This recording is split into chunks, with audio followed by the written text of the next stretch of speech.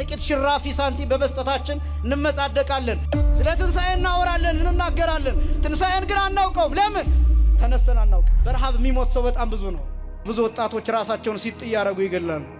ራሳቸውን ከፎቅ ይወረውራሉ። በ10 ብር ገመድ ነፍሳቸውን ያሳልፋሉ።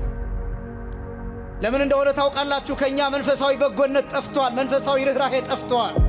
የሆነ ጊዜ ላይ በጣም በጥሩ ፍቅር አሉ የሚባሉ የሚነገርላቸው ሰዎች ከሆኑ ቀናት በኋላ ይለያያሉ። እስከ ዛሬ ድረስ የነበረው አንድ ወጣት ምናልባት አንዲትን የፊልም አክትረስ ሊወድ ይችላል፣ ሊያፈቅር ይችላል። ከዚህ በኋላ ግን የሚሆነው ምን እንደሆነ ታውቃላችሁ? አንድ ወጣት ኤአይ ክሬት የተደረገችን ሴት ሊወድ ይችላል። አንዱ ዓለም እየቀማን ያለው ሴትነትንና እናትነትን ግራ የሚያጋባ የሚያስጨንቅ። በዚህ ዘመን መስበክም ያስጨንቃል፣ መዘመርም ያስጨንቃል፣ መዝፈንም ያስጨንቃል፣ ሁሉም ያስጨንቃል። በነገራችን እነዚህ ሲኖራችሁ ይላል ቅዱስ ጴጥሮስ ስራ ፈቶችና ፍሬ ቢሶች እንዳትሆኑ ያደርጓችኋል ይላል። እነዚህ የሌሉት ግን እውር ነው። እነዚህ 7 ነገሮች በእምነታችን ላይ ስንጨምር ወደዚህ ከፍታ ወደዚህ ዕውቀት እንመጣለን። ይሄ ዕውቀት ነፃ፣ ንጹህ፣ ጻድቅ፣ ቅዱስ፣ ልዩ ያደርጋል። ማርበት የትምህርት ርዕስ ፍሬ ቢሶች እንዳንሆን በሚል ርዕስ ይሆናል። እንደምታስታውሱት በቅዳሴ ጊዜ አስቀድሞ ካህኑ ጸልዩ ሊተ አበውየ ወአሃውየ ላዕሌየ ወላዕለ ዝንቱ መስዋዕት፣ አባቶችና ወንድሞቼ እናቶችና እህቶቼ ለእኔና ለዚህ መስዋዕት ጸልዩ ብሎ እናንተን እንድትጸልዩለት ይጠይቃል። ይጸለያል። ስለሚያስተምረው መምህር ይጸለያል። ስለሚቀድሰው ካህን ይጸለያል። ማህሌት ስለሚቆመው መሪ ጌታ፣ ቅኔ ስለሚቀኘው ባለቅኔ፣ ስለ ባህታዊው፣ ስለ መናኙ፣ ስለ አበምኔት፣ ስለ አስተዳዳሪው፣ ስለ ጸሐፊው፣ ስለ ሌሎችም ይጸለያል። አንዳንዶቻችን ስለ ሌሎች ሳንጸልይና ሳንለምንላቸው ለወቀሳው ብቻ እንገኛለን። የአንዳንዶቻችን አንደበት፣ የአንዳንዶቻችን ትችት፣ የአንዳንዶቻችን ወቀሳ ሰው ሲወድቅ ብቻ ነው። ከመውደቁ በፊት እንዳይወድቅ አንጸልይለትም፣ አትጸልዩልንም። ብዙዎቻችሁ ለእኛ አትጸልዩልንም፣ ስንወድቅ ግን ትከሱን አላችሁ። እንዲህ አይነት ልማድ መቅረት ይኖርበታል። ይጸለያል። ለዚያ ነው ካህኑ ምራቄ አንቆኝ መሬት ተከፍቶ እንዳይውጠኝ፣ እንዲሁም ደግሞ ካህን መልአክ እንዳይቀስፈኝ ጸልዩልኝ ብሎ አስቀድሞ እናንተን የሚለምነው የሚጠይቀው ለዚያ ነውና፣ ስለዚህም የእናንተ ጸሎት ያግዘኝ ፍሬ ቢሶች እንዳንሆን። ይህንን ርዕስ ከቅዱስ ጴጥሮስ መልእክት ሁለተኛው መልእክት ምዕራፍ 1 ቁጥር 8 ላይ ያነሳሁት ቃል ነው። ኃይለ ቃሉ ቃል በቃል እንዲህ ነው የሚለው፣ ስራ ፈቶችና ፍሬ ቢሶች እንዳትሆኑ ያደርጓችኋል ነው የሚለው። ስራ ፈቶችና ፍሬ ቢሶች እንዳትሆኑ ያደርጓችኋል ይላል። እኔ እናንተም እንዳትረሱት ራሳችንም እንድንወቅስበት ፍሬ ቢሶች እንዳንሆን በሚል ርዕስ ቆይታ እናደርጋለን። የኃይለ ቃሉ ጽንሰ ሐሳብ የሚጀምረው የሁለተኛው ጴጥሮስ ምዕራፍ 1 ከቁጥር 5 ጀምሮ ነው። ይህ ቃል የሚገኘው አስቀድሜ የተናገርኩት ቃል ቁጥር 8 ላይ የሚገኝ ቃል ነው። በዚህ ርዕስ ደግሞ ማስተማር የወደድኩበት ምክንያት ያለንበት ዘመን ብዙ ደክመን ፍሬ የምናጣበት ፍሬ የማይታይበት በመሆኑ አንዳንድ ጊዜ ነፋስ እንደሚያወዛውዘው ሸምበቆ የምንሆንበት ነገር ስለሚበዛ መጽሐፍ ቅዱስ ይህን ሕዝብና ይህን ትውልድ ይህን ዘመን ይህን ወቅት እንዴት እንደሚገልጠው እሱን በማሳየት ሁላችንም ወደ ፍሬ እንድንመጣ ነው። ይህንንም ቅዱስ ጴጥሮስ ፍሬ ብሎ የጠራውንና ከስራ ፈትነት ነፃ የሆነውን ሕይወት ምን እንደሆነ ቅዱስ ጴጥሮስ ቀጥሎ ይገልጠዋል። መጨረሻ በሱ የምንደመድም ይሆናል። የቅዱስ ጴጥሮስ መልእክት ምዕራፍ 1 ከቁጥር 5 ጀምሮ ሁለተኛው መልእክት ማለት ነው፣ እንዲህ ብሎ ይጀምራል። ስለዚህም ምክንያት ትጋትን ሁሉ እያሳያችሁ በእምነታችሁ ይላል። መነሻው ይሄ ነው። በእምነታችሁ ይላል። ቅዱስ ጴጥሮስ ሊያስገነዝበን የወደደው ነገር የመጀመሪያ የእምነት መሰረት ላይ እንደቆምን በማሰብ ነው። እምነት ማለት ቅዱስ ዮሐንስ አፈወርቅ ሲናገር አሚን እሰ መሰረት ይእቲ ወካልአኒሃ ህንፃ ወንድቅ እሙንቱ ይላል። እምነት መሰረት ናት፣ ሃይማኖት መሰረት ናት፣ ሌሎቹ ጣራና ግድግዳ ናቸው ይላል። እምነት መነሻ ነው፣ የሁሉ ነገር መጀመሪያ ነው። ስለዚህ የመጀመሪያው እምነት መሰረት እንዳለ ታስቦ በመሰረት ላይ መጨመር ያለበት ምን አይነት ግድግዳ ነው? መጨመር ያለበት ምን አይነት ጣራ ነው? መጨመር ያለበት ምን አይነት ውበት ነው? መጨመር ያለበት ምን አይነት ጌጥ ነው? መጨመር ያለበት ምን አይነት ነገር ነው? የሚሉትን 7 ነገሮችን ቅዱስ ጴጥሮስ ይዘረዝራል። እኔም ማሳየው እነዚህን 7 ነገሮችን ብቻ ነው። የኔን አልጨምርም። መጽሐፍ ቅዱሱ እኛን እንዴት ይዳስሰናል? እምነት አለን የምንል ሰዎችን፣ ማተብ አለን የምንል ሰዎችን፣ ሃይማኖት አለን የምንል ሰዎችን፣ እንዲህ የሚያምር ህንፃ የሰራን ሰዎችን፣ እንዲህ የሚያምር መንፈሳዊ ግቢ ያለን ሰዎችን ምን እንድንጨምር ያዘናል ነው መጽሐፍ ቅዱሱ። በ40 ቀን በ80 ቀን የተጠመቅን ሰዎችን፣ ነጠላ ለብሰን የመጣን ሰዎችን፣ ካባ ለብሰን በዚህ የምንቆም ሰዎችን መጽሐፍ ቅዱሱ ምን ያዘናል ነው ነጥቡ። ካህን ነን የምንል፣ አገልጋዮች ነን የምንል፣ ሰባኪ ነን የምንል፣ ዘማሪ ነን የምንል፣ በመንፈሳዊ አገልግሎት ሁሉ የምንሳተፍ፣ ቀዳሽ ነኝ የሚል፣ ማህሌታዊ ነኝ የሚል ምን እንዲጨምር ያዛን ነው መጽሐፍ ቅዱሱ። ሐሳቡ እሱ ነው።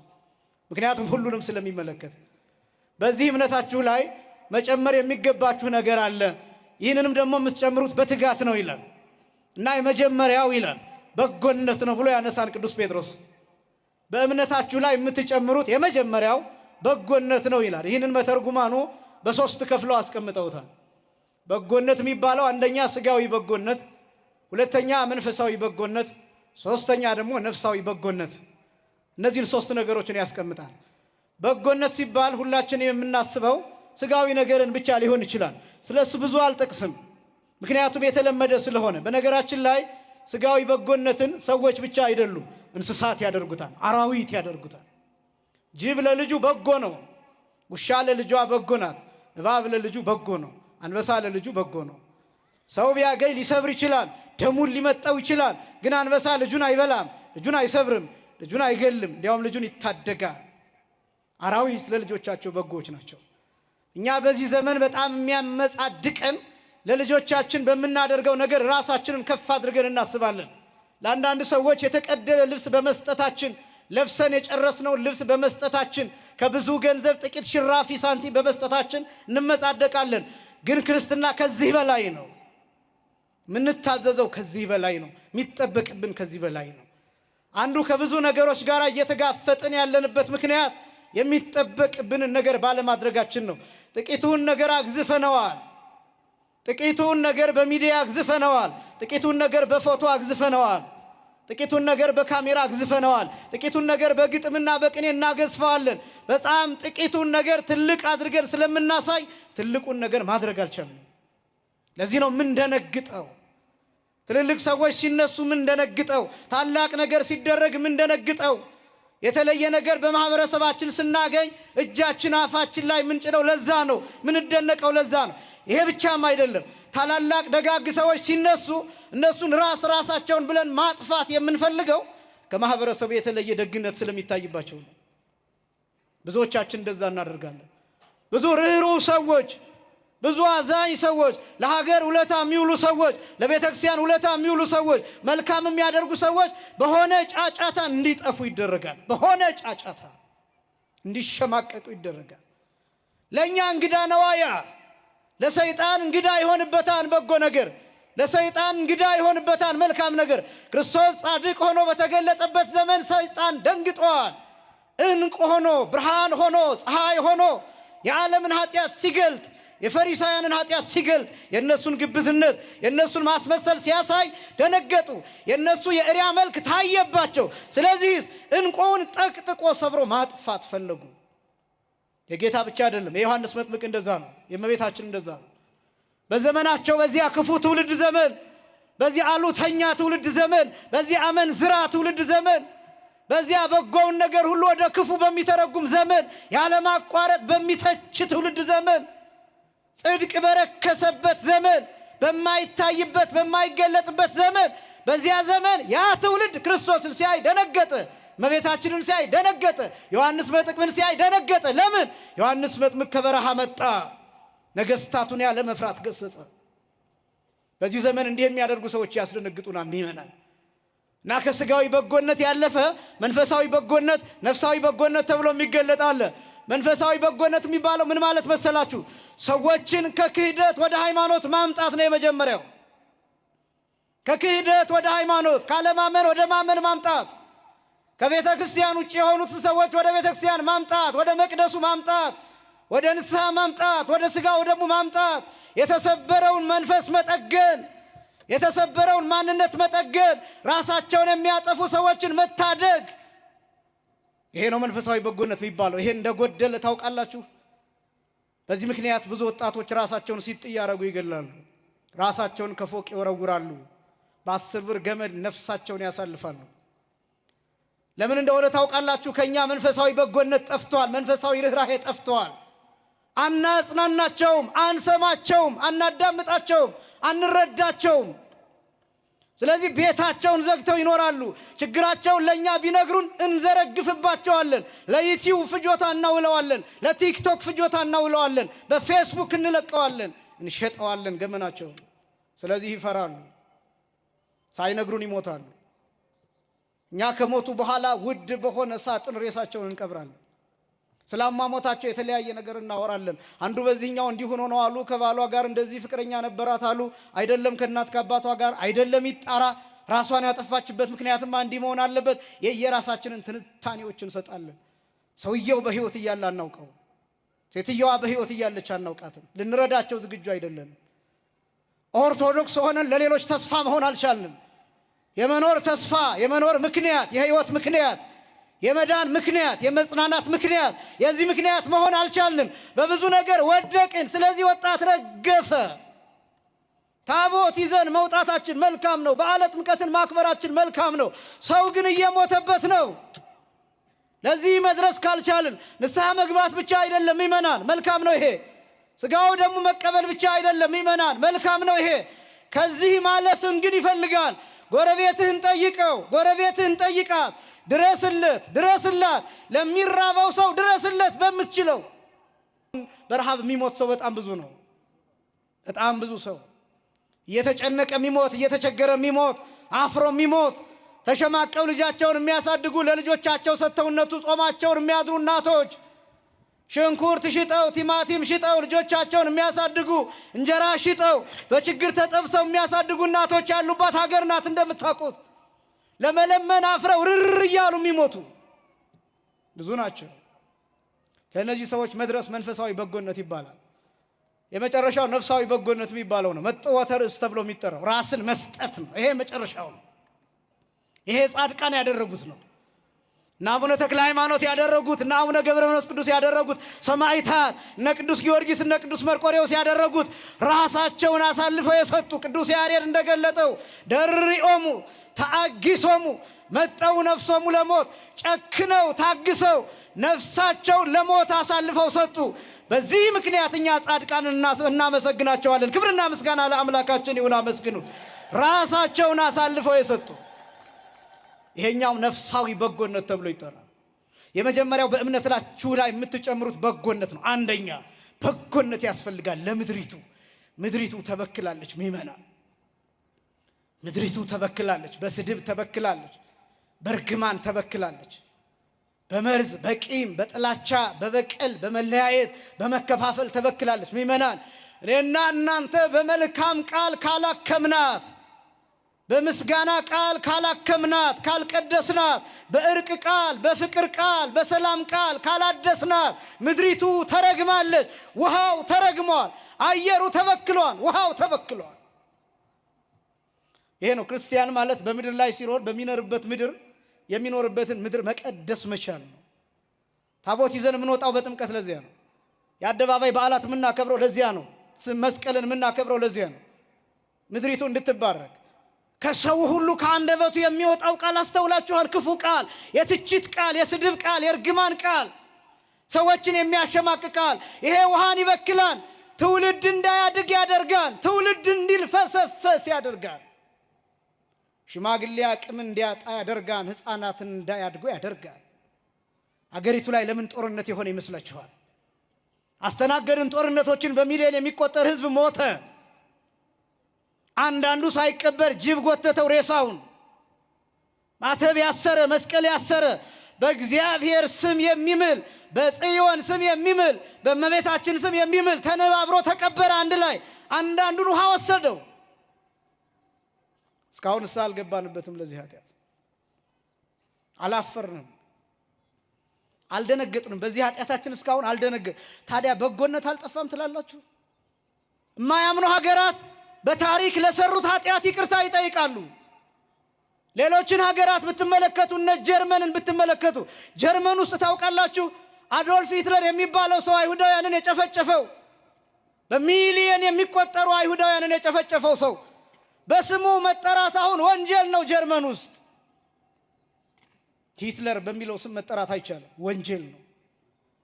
ይሄ ብቻ እንዳይመስላችሁ ሂትለር የተወለደበትን ቀንና ዓመተ ምህረት የመኪና ታርጋ ማድረግ አይፈቀድም፣ ወንጀል ነው። ለምን? አፍረውበታል። እሱ የሰራውን ኃጢአት እንደ ሀገር ያፍሩበታል። እና እሱ የተወለደበትን ቀንና ዓመተ ምህረት እየታየ የመኪና ታርጋ ቁጥር ሆኖ ማገልገል አይችልም። ያን ያደረገ ሰው ይታሰራል፣ በወንጀል ይጠየቃል።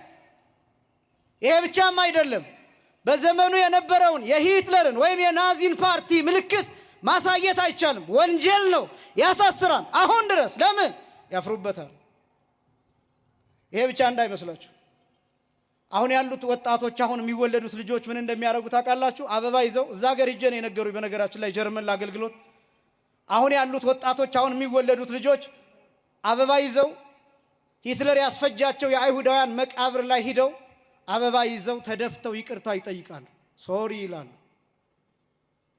ያኔ እንደ ሀገር ያበርንበትና አንድ የሀገር እብድ የነበረበት ጊዜ ነው። በዚህ ምክንያት ያለ ፍትህ ተጨፍጭፋችኋልና ይቅርታ ብለው ይቅርታ ይጠይቃሉ መቃብራቸው ላይ ሄደው። እኛ ይቅርታ አልጠየቅንም። 7 ልጆችን የገደልንባቸው እናቶችን ይቅርታ አልጠየቅንም። ስለ 7 ልጆቻቸው ፎቶ ይዘው ስለሚያለቅሱ ሰዎች ይቅርታ ምንም አላልንም። ምንም ማፈር ነበረብን። በአደባባይ የማፈር ቀን፣ ዝም የማለት ቀን መኖር ነበረበት። የመሸማቀቅ ቀን፣ አንገት የመድፋት ቀን መኖር የለበትም። ስለዚህ አይደለም እያወራሁ ያለሁት፣ ስለ ሁሉም ስለሞተ ሁሉ።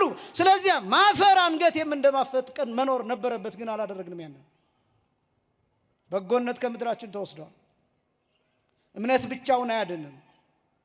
እምነት ብቻውን አያድንም። ሃይማኖት ብቻውን አያድንም። ማተብ ብቻውን አያድንም። መስቀል ብቻውን አያድንም። መመካት ብቻውን አያድንም። ምግባር ይፈልጋል፣ ስራ ይፈልጋል። በእምነት ላይ ክርስቲያናዊ ምግባር መጨመርን ይፈልጋል። ምእመናን የረሳናቸው ነገሮች ስላሉ እነዚህን ላስታውስ ፈልጌ ነው። እና የመጀመሪያው በጎነት ነው። ይሄን በጎነት መመለስ ያስፈልጋል። አባቶቻችን ደጎች ናቸው። የመጣውን ሰው ሁሉ ተንበርክከው እግሩን አጥበው ያበላሉ። ደጎች ናቸው። ከአልጋቸው ወርደው መኝታቸውን ለቀው ያስተኛሉ።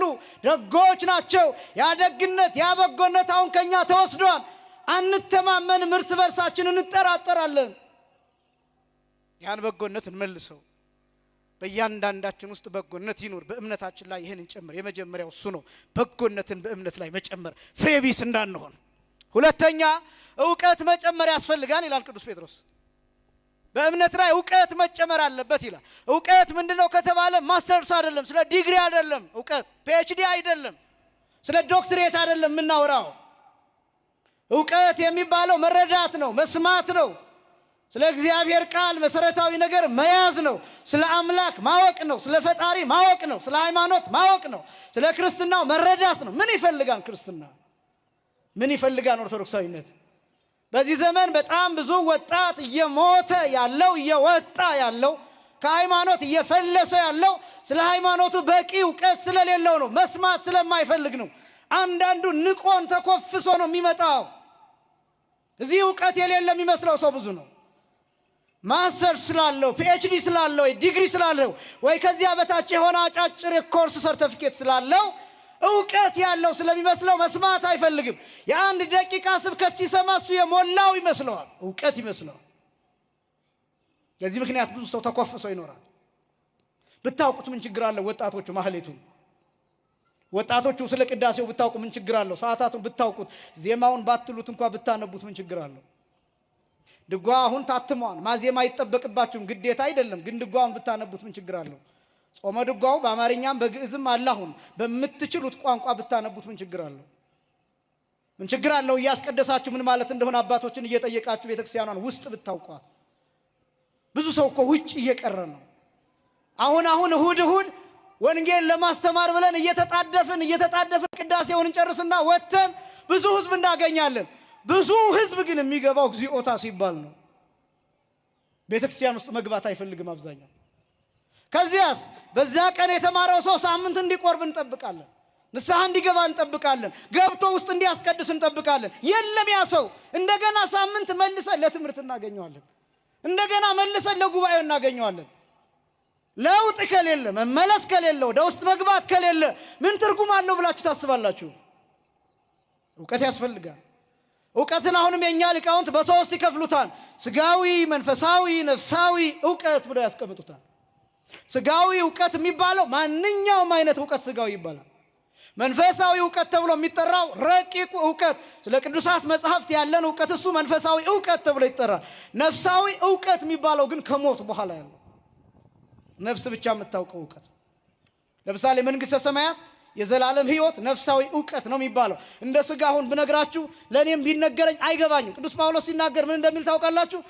አይን ያላያት ጆሮ ያልሰማት የሰው ልቡና ያላሰባት በቃ ያልታወቀች በነፍስ ብቻ በዓለመ ነፍስ ብቻ። ለምሳሌ ትንሣኤ የሚታወቀው በነፍስ ብቻ ነው። ሞት ራሱ የሚታወቀው በነፍስ ብቻ ነው። ሞት የሚታወቀው ሞት ፊክሽን ነው የሚመስለው ስንናገረው፣ ልብ ወለድ ነው የሚመስለው፣ ፈጠራ ነው የሚመስለው። ሰው ሞትን የሚያውቀው መቼ ነው? ሲሞት። ትንሣኤን የሚያውቀው መቼ ነው? ሲነሳ። እኛ ስለምንድን ነው የምናወራው? ስለ ሞት እንጂ ሞትን አይደለም የምናወራው። ምክንያቱም ሞትን አናውቀው ማንም። ስለ ትንሣኤ እናወራለን እንናገራለን፣ ትንሣኤን ግን አናውቀውም። ለምን? ተነስተን አናውቅም። እነዚህ የነፍስ ዕውቀቶች ናቸው፣ በነፍስ ብቻ የሚታወቁ። መንፈሳዊ ዕውቀትና ስጋዊ ዕውቀት ግን ያስፈልጋል። ስጋዊ ዕውቀት ሲባል ምእመናን ዓለማዊ ትምህርት ያስፈልጋል እኮ በአግባብ በመጠን በስርዓት ዓለማዊ ዕውቀት ያስፈልጋል። ዓለማዊ ንባብ ያስፈልጋል። መጽሐፍትን ማወቅ፣ ተፈጥሮን ማወቅ፣ ስነ ህይወትን ማወቅ፣ አንትሮፖሎጂን ማወቅ፣ ስነ ሰብን ማወቅ፣ ስለ ሳይኮሎጂ ማወቅ፣ ስለ ልቡና ማወቅ፣ ስለ ሳይካትሪ ሳይንስ ማወቅ፣ ስለ ስነ አእምሮ ማወቅ፣ ስለ እነዚህ ነገሮች ማወቅ ይገባል። ኢንጂነሪንግ፣ ሕክምና፣ ሌላው ነገር በሙሉ ስጋዊ ዕውቀት ነው፣ ማወቅ ይገባን በቻለው። መንፈሳዊ ዕውቀት ግን ይጨምርበት። ይሄን ዕውቀት መጨመር ይገባን በእምነት ላይ። የመጀመሪያው በጎነት፣ ሁለተኛው ዕውቀት፣ ሶስተኛው ራስን መግዛት ጨምሩ ይላል ቅዱስ ጴጥሮስ። ፍሬቢስ እንዳንሆን፣ ፍሬቢሶች እንዳንሆን አንደኛ በጎነት መኖር አለበት፣ ሁለተኛ ዕውቀት መኖር አለበት፣ ሶስተኛ ራስን መግዛት መኖር አለበት። ራስን መግዛት ማለት ራስን መቆጣጠር ማለት ነው። ህዋሳትን መቆጣጠር ማለት ነው። አይንን መቆጣጠር፣ ጆሮን መቆጣጠር፣ ልብን መቆጣጠር ማለት ነው።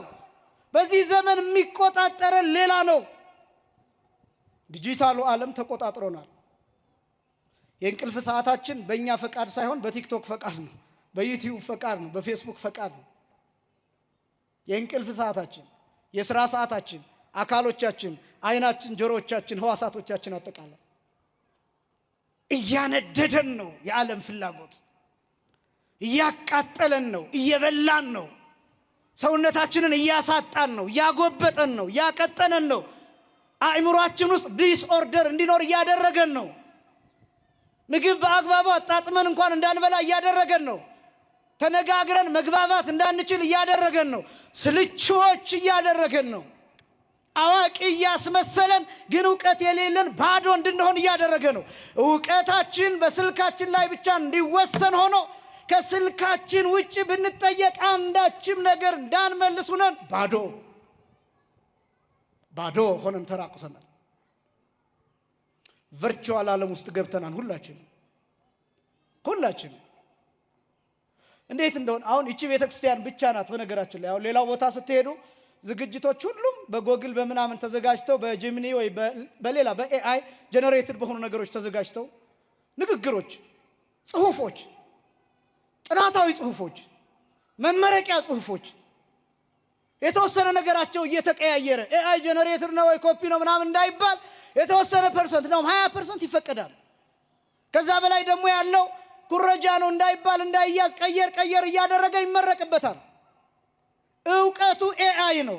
አሁን ደግሞ ዘመኑን ካስተዋላችሁት በኤአይ የሚሰሩ ፊልሞችን፣ ድራማዎችን ታያላችሁ። በኤአይ ክሬት የሚደረጉ ገጸ ባህሪያትን ታያላችሁ። የሰዎችን መልክ ታያላችሁ።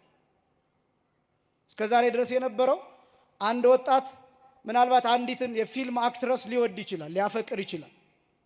ወይም አንዲት ወጣት አንድን የፊልም አክተር ልትወድ ትችላለች። ከዚህ በኋላ ግን የሚሆነው ምን እንደሆነ ታውቃላችሁ? አንድ ወጣት ኤአይ ክሬት የተደረገችን ሴት ሊወድ ይችላል። ወይም አንዲት ሴት በኤአይ ክሬት የተደረገ አንድ ሰው የሚመስል ነገር ልትወድ ትችላለች። እንዳው ይሄኛውን እንኳን ብናስበው ነይ ፈርሚልኝ ሊል ይችላል፣ የሆነ ቦታ አግኝቷት በአካል ስላለች። ኤአይ ያፈቀረ ሰው ምን ማድረግ ይችላል? ወዴትኛው ምናብ እንደምንሄድ ይገባቸዋል ምእመናን? ወዴትኛው ዓለም? ወደ ባዶ ዓለም ውስጥ ነው የምንገባው። ወደ ባዶ ዓለም ውስጥ ከሪያሊቲ መውጣት። ሞደርኒዝም በነገራችን ላይ ዴፊኒሽኑ ይሄ ነው። ሞደርኒዝም ማለት ከኦሪጂናሊቲ መውጣት ማለት ነው። ከእውነተኛ ነገር መውጣት። እነዚህ ካሜራዎች ታያቸዋላችሁ፣ ውድ ናቸው። የእነዚህ ካሜራዎች ዓላማ ውድ መሆን ዓላማ የሪዞሉሽናቸው በጣም ኢምፕሩቭድ የሆኑ በደንብ የተሻሻሉ የኔን ምስል እንደ እውነቱ እኔን ማሳየት አይደለም፣ እኔ እናንተ ከምታዩኝ ከእውነታው በላይ ጥሩ አድርጎ ማሳየት ነው እነዚህ ካሜራዎች አለ። ፊልሞች እንደዛ ናቸው። ፊልም የሚሰሩ ሰዎች እንደዛ ናቸው። በአካል ስታዩዋቸውና በፊልም ስታዩዋቸው ይለያያሉ። ለምን እንደዛ እንደሚሆኑ ታውቃላችሁ? ሻዶ የሚባል ነገር እንዳይኖር፣ ይሄ ጥላ ነገር እንዳይኖር፣ ፊታቸው ላይ ምናምን እንዳይኖር፣ ላብ እንዳይታይ፣ ጥቁር ነገር እንዳይኖር ታለቅሞ ምናምን ኤዲት ተደርጎ ከእውነታው አልፎ ነው የሚታይ። መጨረሻው ምንድነው? እውነት የሚመስል ግን እውነት ያልሆነ ነገር እየተከተሉ መጨረሻው ላይ ምን እንደመሆን ጉም እንደመዝገን ባዶ ዓለም ውስጥ መግባት ነው። የዘመናችሁ ሊመስላችሁ ይችላል። ጥሩ ስልክ በተጠቀማችሁ ቁጥር ብዙዎቻችን ምንድነው የምናደርገው? ስልክ አንስተን ፎቶ አንስተን የራሳችን ፎቶ ሲያስጠላን የምናደርገው ምንድነው? ኢፌክት እንጨምርበታለን፣ ብራይትነስ እንጨምርበታለን፣ አንዳንድ ነገሮች እናደርግበታለን። ምን እንደሆነ ትርጉሙ ታውቃላችሁ? የእናንተን እውነት ትጠሉታላችሁ። የእናንተን እውነተኛ ነገር ትጠሉታላችሁ። የእናንተን እውነተኛ ነገር ኤዲት ታደርጉታላችሁ። እውነት ያልሆነውን እውነት አስመስላችሁ ትሸጡታላችሁ። ወደ ባዶ ዓለም እንሄዳለን። ወደ ባዶ ዓለም ነፋስን መከተል፣ ጉምን መዝገን፣ ወደ ከንቱ ዓለም የሰለጠንን እየመሰለን እየጠፋን ነው። እግዚአብሔር ለሁላችንም ማስተዋልን ያድለን። ራስን መግዛት የሚባለው ይሄን መረዳት ነው። የመጀመሪያው ይሄን መረዳት መቻል። በቤተክርስቲያን ትምህርት ማህሌት የሚቆመው መሪ ጌታ ስልክ ማየት አይችልም። ቅዳሴ የሚቀድሰው ካህን ስልክ ማየት አይችልም። ጎግል ላይ ሰርች እያደረገ አይደለም የሚቀድሰው፣ በቀጥታ ነው የሚሳተፈው። ማያውቅ ከሆነ ቅዳሴ አይገባም። ማያውቅ ከሆነ ድምጽ ማጉሊያው አይሰጠውም። ማያውቅ ከሆነ ማህሌት አይቆምም። ይቺ ቤተክርስቲያን እውነቱን ተሸክማለች። ለዚህ ነው ለዓለም ኦልዲሽ የምትመስለው ቤተክርስቲያኗ፣ ያረጀች የምትመስለው። ለዚህ ነው ምክንያቱም እውነታውን ይዛ ነው የምትቀጥለው። አሁንም ትቀድሳለች። ድሮ የምትቀድሰውን ቅዳሴ አሁንም 2 ሰዓት 3 ሰዓት ትፈጃለች። አሁንም ካህናቱ ከምሽቱ 1 ሰዓት እስከ ጧት ማህሌት ይቆማሉ። አሁንም አደራረስ ያዜማሉ። አሁንም ድጓ ያዜማሉ። አሁንም ጸበ ድጓ ያዜማሉ። አሁንም ቅዳሴው ሳይቆራረጥ ይቀደሳል። አሁንም ስብከቱ ሳይቆራረጥ ይሰበካል። ይቺ ቤተክርስቲያን ብቻ በዓለም ላይ ጥንታዊነትን እውነትን ጠብቃ ትኖራለች። ክብርና ምስጋና ለአምላካችን ይሁን። ይቺ ቤተክርስቲያን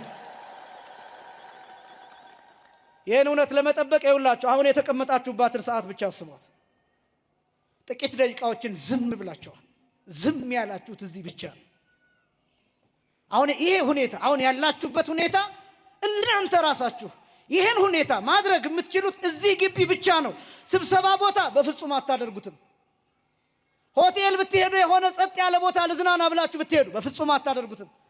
ሐይቅ ዳር ብትሄዱ የሆነ መዝናኛ ቦታ ብትሄዱ በፍጹም ይሄን አታደርጉትም። ጥቂት ደቂቃ ዝም ልትሉ ትችላላችሁ። ከዚያስ ወይ አጠገባችሁ ያለውን ሰው ታወራላችሁ ወይ ስልካችሁን ታነሳላችሁ። እዚህ ስትሆኑ ዝም ትላላችሁ፣ እግዚአብሔርን ብቻ ትሰማላችሁ። ክብርና ምስጋና ለአምላካችን ይሁን። ራስን መግዛት ልምምድ ያለው እዚህ ቤተክርስቲያን ብቻ ነው።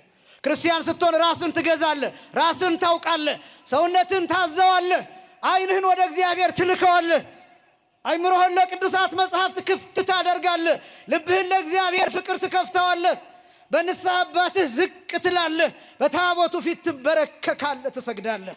ራስህን ታስገዛለህ፣ ራስህን ትገዛለህ፣ ራስህን ታዛለህ። የዚች ቤተክርስቲያን አካል ስትሆን ብቻ፣ ኦርቶዶክሳዊ ስትሆን ብቻ። ሌላ ቦታ ከሆንክስ አሜን ብለህ ትነሳለህ፣ ትረብሻለህ፣ በዙሪያ ያለውን ሰው ትረብሻለህ። እዚህ ቦታ ስትሆንስ ጸጥ ብለህ ትሰማለህ፣ ራስህን ትገዛለህ። አንድ ሰው ይናገራል፣ ሌላው ይሰማል። ሁሉ በአግባብና በስርዓት ይሁን ብሎ ቅዱስ ጳውሎስ እንደተናገረው ይቺ ቤተክርስቲያን ራስን መግዛት ታስተምረናለች። ሌላው ቀርቶ ይሄ ሁሉ ህዝብ አለ፣ አንድ ድምፅ አይሰማም። የሚራመዱ ሰዎች በቀስታ ይራመዳሉ። ለምን? ክብደታቸውን ይቆጣጠራሉ። ራስን መግዛት ይቺ ቤተክርስቲያን ታስተምራለች። በእምነታችሁ ላይ ይሄን ጨምሩ። አንደኛ በጎነትን፣ ሁለተኛ ዕውቀትን፣ ሶስተኛ ራስን መግዛት፣ አራተኛ መጽናትን። ደግመውና ልጠይቃችሁ ነው። ይህንን ጨምሩ በእምነታችሁ ላይ ፍሬቢስ እንዳትሆኑ። አንደኛ በጎነትን፣ ሁለተኛ ዕውቀትን፣ ሶስተኛ ራስን መግዛትን፣ አራተኛ መጽናትን። አንደኛ ምን አልኳችሁ? በጎነትን፣ ሁለተኛ ዕውቀትን፣ ሶስተኛ ራስን መግዛትን፣ አራተኛ መጽናትን።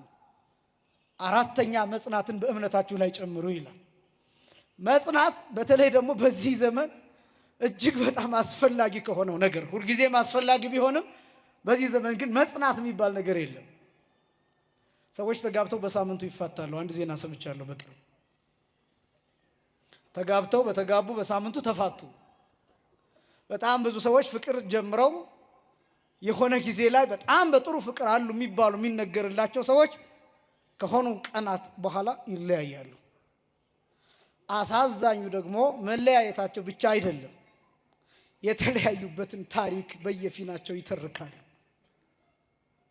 አሳዛኙ ይሄ ብቻ አይደለም። እሷ የሱን ገመና በሌላ ሚዲያ ትናገራለች፣ እሱ የሷን ገመና በሌላ ሚዲያ ይነገራል። በሁለቱም በኩል ገመናቸው ይሸጣል። ይህን ትውልድ ይላን ጌታ በምን መስለዋለሁ ይልና ገበያ ዳር የተቀመጡ ሕፃናትን ይመስላሉ ይላል።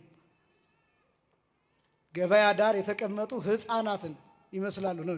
ይመስሉ ደቂቀ ላይ ነብሩ ሀበ መስያጥ ነው የሚለው።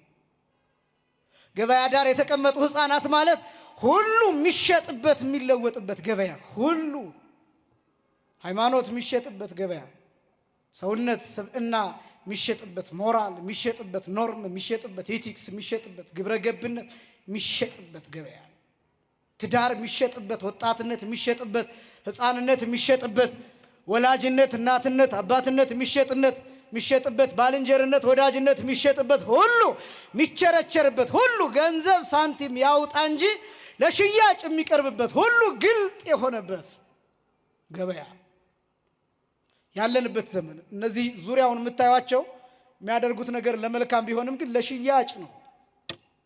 ለሽያጭ ነው። ያው የእግዚአብሔርን ቃል ለሌሎች ለማሳየት ነው። መልካም ነው። ሌሎች እንዲሰሙት ለማድረግ ነው። በዚህ ምክንያት ብዙ የሚመለሱ ንስሐ የሚገቡ የሚቆርቡ ሰዎች አሉ። የትኛው ሚዲያ ግን ቢደረደር ለሽያጭ ነው። ስለዚህ ሁሉም ቦታ ቢዝነስ አለ፣ ሁሉም ቦታ ሽያጭ አለ። በዚህ ምክንያት ቅድም ያልኩት በጎነት የሚወሰድበት ምክንያት ጥቅም ከማግኘት አንጻር ብቻ ስሌት ስለሚኖረው ስለሚሰላ ነው። ከዛ እነዚህ ሕፃናት ይመጡና ሀለይነ ለክሙ ወይዘፈንክሙ አስቆቀነ ለክሙ ወይበከይክሙ ይሏቸዋል ይላል የማቴዎስ ወንጌል ምዕራፍ 11 ቁጥር 16 ጀምሮ። መጣን ዘፈን ትዘፍናላችሁ ብለን የዘፈን ማቀንቀን አደረግንላችሁ፣ ከበሮ መታንላችሁ፣ አልዘፈናችሁም። አስቆቀነ ለክሙ ወይበከይክሙ እንደገና ዘፈን ካልፈለጉ ማልቀስ ነው ማለት ነው የሚፈልጉት ብለን የለቅሶ ሙሾ አወረድንላችሁ፣ አላለቀሳችሁም። ምንድነው የምትፈልጉት ይሏቸዋል። ዘፈንም አይፈልጉም፣ ማልቀስም አይፈልጉም። ምንድነው የሚፈልጉት?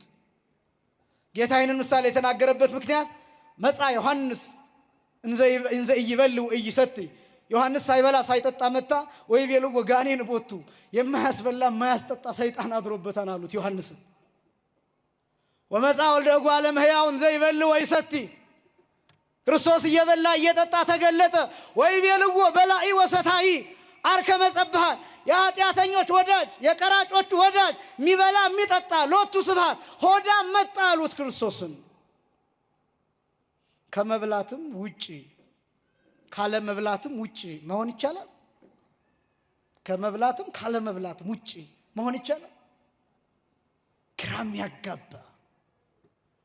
ያጋባ የሚያስጨንቅ በዚህ ዘመን መስበክም ያስጨንቃል፣ መዘመርም ያስጨንቃል፣ መዝፈንም ያስጨንቃል፣ ሁሉም ያስጨንቃል። በነገራችን በተገኘው አጋጣሚ ሁሉም ያስተቻል።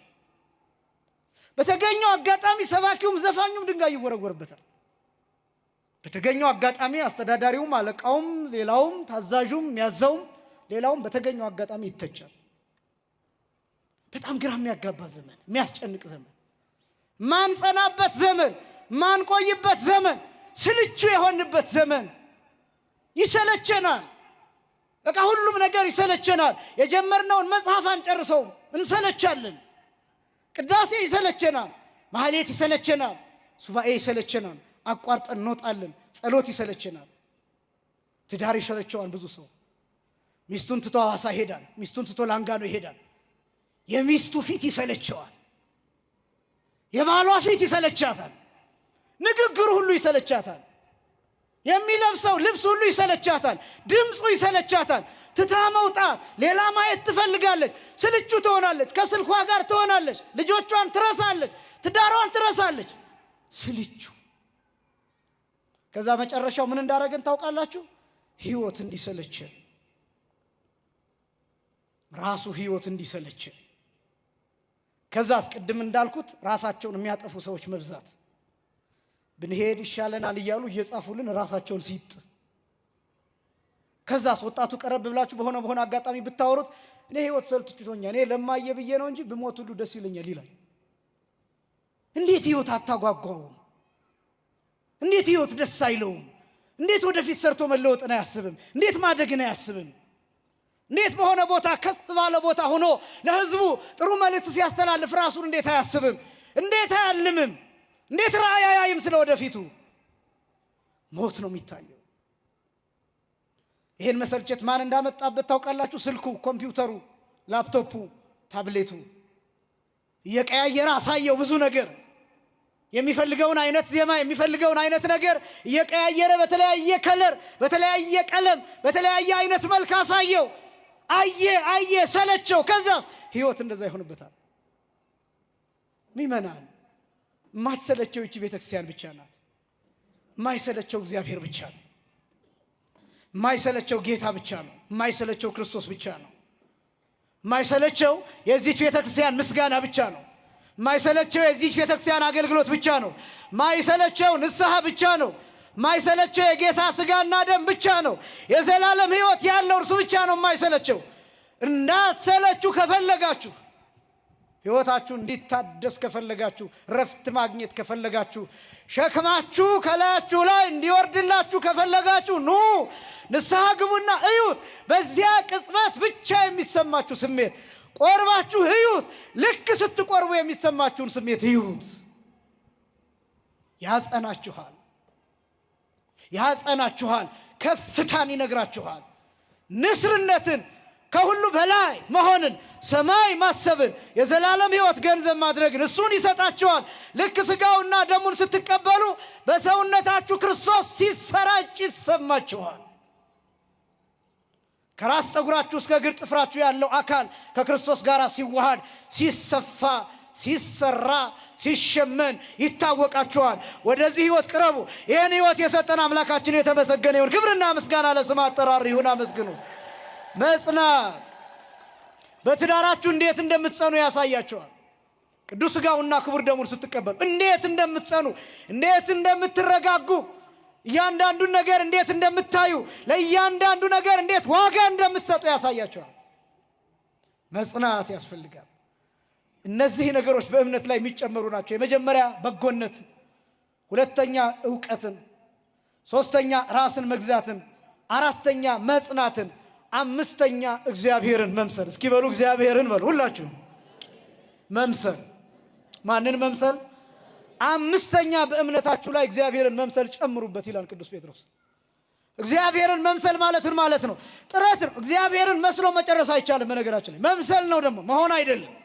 ቅዱስ ጳውሎስ እንደተናገረው አንደኛ ቆሮንቶስ ምዕራፍ 11 ከቁጥር 1 ጀምሮ በከመ አነ እትቤሰሎ ለክርስቶስ እኔ ክርስቶስን እንደምመስለው እናንተ ደግሞ እኔን ምሰሉ ብሎ ቅዱስ ጳውሎስ ነግሮናል። እግዚአብሔርን በመምሰል ሂደት ውስጥ ረፍት አለ፣ ብርታት አለ። ልጅ አባቱን እያየ ያድጋል፣ እናቱን እያየ ያድጋል፣ ጎረቤቶቹን እያየ ያድጋል፣ አጎቶቹን እያየ፣ ወንድም እህቶቹን እያየ፣ ማህበረሰቡን እያየ፣ ካህናቱን እያየ ያድጋል።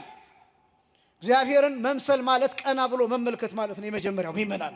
አባታችን ሆይ በሰማያት የምትኖር ማለት እግዚአብሔርን የመምሰል አንዱ ክፍል ነው። ለምን አባታችን ሆይ በሰማያት የምትኖር ስንል ቀና እንላለን። ከፍታ ነው። ወደ ሰማይ ቀና ማለት ከፍታ ነው፣ ረቂቅነት ነው፣ ምጥቀት ነው። በሰማይ የሚቀበለን አባት እንዳለ ማሳያ ነው። የማያልፍ ዘላለማዊ ሕይወትን የሚሰጠን አባት እንዳለ መግለጫ ነው። ይመናል። እግዚአብሔርን መምሰል የሚባለው ይሄ ነው።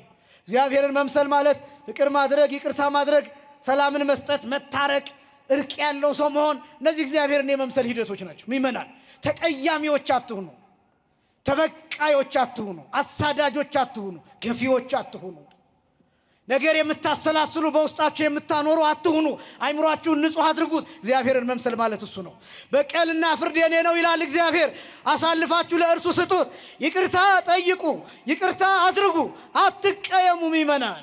ክርስቲያን አይቀየምም። አቁርሩ መዓተክሙ ዘእንበለ ይዕርብ ፀሐይ ይላል ቅዱስ ጳውሎስ ሲናገር።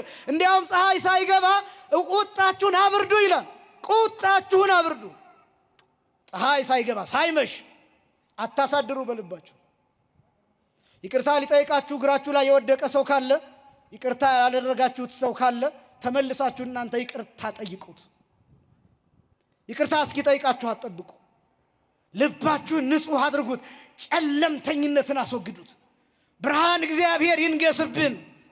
ብርሃን ክርስቶስ ይኑርብን። ብርሃን ጌታ በልባችን ይመላለስብን። እነሱም የሆነው ቂም ጨለማ ከልቡናችን ሲወሰድ ነው። ወንድሙን የሚጠላ ጨለማ ውስጥ ነው ይላል ቅዱስ ዮሐንስ ሲናገር። ስለዚህ ይሄ ነው እግዚአብሔርን መምሰል የሚባለው። አምስተኛ ስድስተኛ የወንድማማችነት መዋደድ ይላል። አንደኛ በእምነት ላይ በጎነትን ጨምሩ ይላል። ሁለተኛ በእምነት ላይ ዕውቀትን ጨምሩ ይላል። ሶስተኛ በእምነትን ራስን መግዛት በእምነት ላይ ራስን መግዛት ጨምሩ ይላል። አራተኛ በእምነት ላይ መጽናትን ጨምሩ ይላል። አምስተኛ በእምነት ላይ እግዚአብሔርን መምሰል ጨምሩ ይላል። ስድስተኛ በእምነት ላይ የወንድማማችነትን መዋደድ ጨምሩ ይላል። ግዕዙ ተአህወ ይለዋል፣ ወንድማማችነት ይለዋል። በጣም አስደናቂ ነው። ወንድማማችነት፣ እህትማማችነት፣ ጓደኝነት፣ ባልንጀርነት፣ እርስ በርስ መዋደድ፣ መከባበር። ይሄ በዚህ ዘመን እልም ብሎ የጠፋ ነገር፣ እልም ብሎ የተሸጠ ነገር። ይህንን ጨምሩት ይላል። እርስ በርስ ትጠያየቃላችሁ። ይመናል። ትጠያየቃላችሁ። ቤተክርስቲያን የምትመጡ ሰዎች አንድ ላይ ስትመጡ ጎን ለጎን ወዴት እየሄድሽ ነው? ወደ ሰዓሊተ ምሕረት እየሄድሽ ነው? ልታስቀድሽ እየሄድሽ ነው? አብረን እንሂድ። ልታስቀድስ እየሄድክ ነው? አብረን እንሂድ። ሌሊት ትሄዳለህ እንዴ? እኔ መኪና አለኝ ይዤ እሄዳለሁ። መኪና ያለው ሰው መኪና የሌለውን እየያዘ፣ መኪና የሌላቸው ሰዎች አንድ ላይ 7-10 ሆነው አንድ ላይ ሌሊት 11 ሰዓት 10 ሰዓት መምጣት የሚችሉበት። ይሄን ታደርጋላችሁ ይመናል። ይሄን ታደርጋላችሁ። መንገድ ላይ ለማስቀደስ የሚሮጠውን ሰው አልፋችሁ ትሄዳላችሁ። ክላክስ አርጋችሁበት እንዲያው ማሳልፈይ ብላችሁ ጠቅጥቃችሁ ትመጣላችሁ። ወንድማማችነት እኮ የለም፣ መዋደድ የለም፣ እርስ በርስ መከባበር የለም፣ ህብረት የለም፣ መጠያየቅ የለም፣ መረጃ መለዋወጥ የለም። ቤተክርስቲያን ሳይሄድ የቀረው ሰው እህቴ ዛሬ ቤተክርስቲያን ምን ተባለ፣ ምን መልእክት ተላለፈ ብሎ አይጠይቅም። ነጠላ የለበሰችዋን ነጠላ የለበሰውን ወንድ በጎሪጥ አይቶ ገላምጦ ነው የሚያልፈው። ወንድማማቾች እኮ ነን። ወንድማማቾች እኮ ነን። እህትማማቾች እኮ ነን። ከጌታ ስጋና ደም በላይ ማዕድ ሌላ ከየት ይምጣ? በዚህ ቤተክርስቲያን ከመወለድ በላይ ሌላ ህብረት ከየት ይምጣ? ከዚህ በላይ ዝምድና ከየት ይምጣ?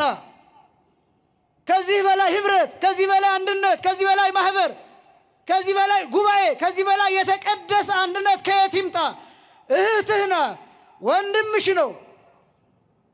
ወንድማማችነት ከእኛ ጠፍቷን፣ ከእኛ ተወስዷል። ያው ደጋግሜ ሚዲያውን መውቀስ እንዳይሆንብኝ እንጂ ሚዲያው የፈጠራቸው በጎ ነገሮች እንደተጠበቁ ሆነው እንዳንተማመን አድርጎ ነው። አንዳንዱ ሰው አብሮ በነበረ ጊዜ የነበረውን ነገር ይቀርጽና እንደ ቀልድ ያስቀመጠውን ልክ ሲጣሉ ያችን ማውጣት መዘርገፍ ይጀምራል። ጉድህን ነው መዘረግፈው ይላል። በዚህ ዘመን በጣም ከባዱ ሰው የሰይጣንን ስራ ተክቶ እየሰራ ነው። አባቶቻችን የሚሉት ፍልስጣ የሚባል ጋኔን ነበር በብሉይ ኪዳን። 5500 ዘመን ሰዎች ኃጢአት ሲሰሩ የየዕለት ኃጢአታቸውን ይመዘግባል። ዶሴ ያለው ታስታውሳላችሁ። ኢዮብን እስከ 3ኛው ሰማይ ድረስ ሂዶ የከሰሰው ሰይጣን ትዝ ይላችኋል። ያ ሰይጣን ፍልስጣ ይባላል። እስኪ በሉ ፍልስጣ በሉ። ያ ኢዮብን የከሰሰው ሰይጣን ፍልስጣ ይባላል። ይሄ ፍልስጣ ተብሎ የሚጠራው ሰይጣን ሰውን ከመክሰስ ውጭ ሌላ ስራ ያልነበረው እና ልክ እናንተ ኃጢአት ስትሰሩ ያንን ኃጢአት ይመዘግብና ያስቀምጣል። ከዛስ በእግዚአብሔር ፊት ይቀርብና ይሄው ገሌ በዚህ ቀን የሰራው ኃጢአት፣ ገሌ ሮብ ቀን የሰራው ኃጢአት፣ ገሌ ሐሙስ፣ ገሌ ዓርብ፣ አረ እንደውም ዓርብማ ይህን ያህል ኃጢአት ነው የሰራው ብሎ እያንዳንዷን ያሳያን በእግዚአብሔር ፊት ይከሳል። ክርስቶስ መጣ። በዮርዳኖስ ዕዳ ደብዳቤ ሲያጠፋ በፍልስጣ የተጻፈውን የሁሉን ደብዳቤ ዶሴ አጠፋው። ክብርና ምስጋና ለአምላካችን ይሁን። ይሄ ብቻም አይደለም። ይሄ ብቻ ሳይሆን ከዚያ በኋላ ፍልስጣ ወይም ሰይጣን የኛን ኃጢአት የመመዝገብ እድል ወይም ስልጣን እንዳይኖረው አድርጎ በመስቀል ሽባ አደረገው። ክብርና ምስጋና ለአምላካችን ይሁን። ሽባ አደረገው። ምን እንደሚሆን ታውቃላችሁ? አሁን ኃጢአታችን እንኳን ቢጻፍ እኔና እናንተ መተን ንስሐ ገብተን ቀኖናችንን ጨርሰን በካህኑ ፊት ቀርበን ይፍቱኛ አባቴ ስንል ካህኑ እግዚአብሔር ይፍታ ሲል ኃጢአታችን ተመዝግቦ እንኳን ቢሆን ከተመዘገበበት ዶሴ ፐርማነንትሊ ዲሌት ፎርማት ይደረጋል። ክብርና ምስጋና ለአምላካችን። ከሰይጣን እጅ ማለት ነው። ከዛ ሰይጣን ለመክሰስ ሊቀርብ ሲል የገሌ ኃጢአት ብሎ ግልጥ ሲያደርገው የለም። ለምን? ንስሐ ገብተንበታል። ግን ችግሩ ሌሎች ሰዎች እጅ ላይ ግን አለ። አሁን ሰይጣን እጅ ላይ የለም፣ የሆኑ ሰዎች ሞባይል ላይ ግን ይቀመጣል። አንዳንዱ በፓስዋርድ ቆልፎ ሩቅ አርጎ ይሰራለታል ብሎ ሲሰክር የቀረጸውን ሲያመነዝር የቀረጸውን ስለ ፖለቲካ ሲናገር መንግስትን ሲሳደብ የቀረጸውን እሱን ደብቆ ቆይቶ ልክ ሲጣላ ይሄው ይላል። ስለዚህ ሰው የፍልስጣን ስራ እየሰራ ነው፣ ሰውን እየከሰሰ። በዚህ ብቻ የሚተዳደሩ ሰዎች አሉ። በዚህ ብቻ፣ በከሳሽነት ብቻ፣ በወቃሽነት ብቻ፣ በፈራጅነት ብቻ፣ ሰዎችን በማሳጣት ብቻ በዚህ የሚተዳደሩ ሰዎች አሉ። ደግሞ እንደ ጀብድ ላውጣው ያን ጉድህን ልዘርግፈው ብለው ያስፈራሯቸዋል። ትልቅ ስናይፐር እጃቸው ላይ እንዳለ ለሀገር ትልቅ ውለታ እጃቸው ላይ የያዙ የሚመስላቸው ሰዎች አሉ። ወንድማማችነት ጠፋ፣ መተማመን ጠፋ፣ መዋደድ ጠፋ፣ አብሮ መብላት አብሮ መጠጣት ቅዱስ ዮሐንስ አይሽረው ይላሉ አባቶቻችን ሲናገሩ። እኛ ግን ይሄን ተው ነው። አብረን ብንበላ አብረን ብንጠጣ እንኳን አንተማመንም፣ እንጠነቀቃለን። እኔ የምጠጣውን ውሃ ሄጄ ሽንት ቤት ደርሼ ስመለስ ምን አድርጎበት ይሆን ብዬ እጠራጠራለሁ። እንጠራጠራለን። ሰዎች ሲሞቱ አሁን በተፈጥሮ ሞት ነው ወይ የሞተው የሚለው ቀርቷል። ምን ሆኖ ነው ማን ገደለው ማለት ጀምረናል። ምክንያቱም የወንድማማችነት ፍቅር ከኛ ጎሏል። ክርስትና ግን ይሄ ነው። በነገራችን ላይ ዓለም አንዱ ትልቁ ይህንን ስታጣ ነው። እናትነትን ስታጣ ዓለም ላይ፣ የሴትነት ሲጣጣ ዓለም ላይ፣ የወንድማማችነት ፍቅር ሲታጣ፣ እነዚህ ሶስቱ ሲታጡ ዓለም ባዶ ናት። ዓለም ባዶ ናት። አንዱ ዓለም እየቀማን ያለው ሴትነትንና እናትነትን ነው። ያይ በፌሚኒዝም ሰበብ አሁን በሴትነት እንቅስቃሴ ብዙ አሉ። ያው ሴቶችን የሚጨቀጭቋቸው፣ አንዳንዶቹን ከባሎቻቸው ያፋቷቸው፣ ልጆቻቸውን እንዳያሳድጉ ያደረጓቸው፣ ያለ ባል ያለ ትዳር ያስቀሯቸው። ምክንያቱም ሴትነት ተጎድቷን ብሎ እኔም ማዝነው ምን እንደሆነ ታውቃላችሁ? እኔ በተወለድኩበት አካባቢ አሁንም ድረስ እናቶች በወሊድ ይሞታሉ። አሁንም በወሊድ ይሞታሉ። ጤና ጣቢያ የለም፣ ሕክምና የለም በአካባቢው። ለነዚህ አይጮሁላቸውም። አሁንም በገጠሪቱ ክፍል ለ10 ለ15 ሴቶች ይደፈራሉ። ለነዚህ አይጮሁላቸውም። እና ይሄን መሰረት ሲያጣ አንድ ማህበረሰብ ባዶ እየሆነ ይመጣል። ወንድማማችነትን ጨምሮ በወንድማማችነት እንድንኖር አምላካችን እግዚአብሔር ይርዳን። የመጨረሻው ፍቅርን ጨምሮ፣ ሰባተኛው አሁን ወንድማማችነት መዋደድና ፍቅር አንድ አይደለም ወይ የሚል ጥያቄ ሊነሳ ይችላል። ፍቅር የሚለውን መተርጉማኑ ባጭሩ ሲያብራሩት እንዲህ ይላሉ። አማኒ ነው ሳይሉ መናፍቅ ነው ሳይሉ እኩል መውደድ፣ አንድም ባዕድ ነው ሳይሉ ዘመድ ነው ሳይሉ እኩል መውደድ፣ አንድም ኃጥእ ነው ሳይሉ መናፍቅ ነው ጻድቅ ነው ሳይሉ እኩል መውደድ ይላል።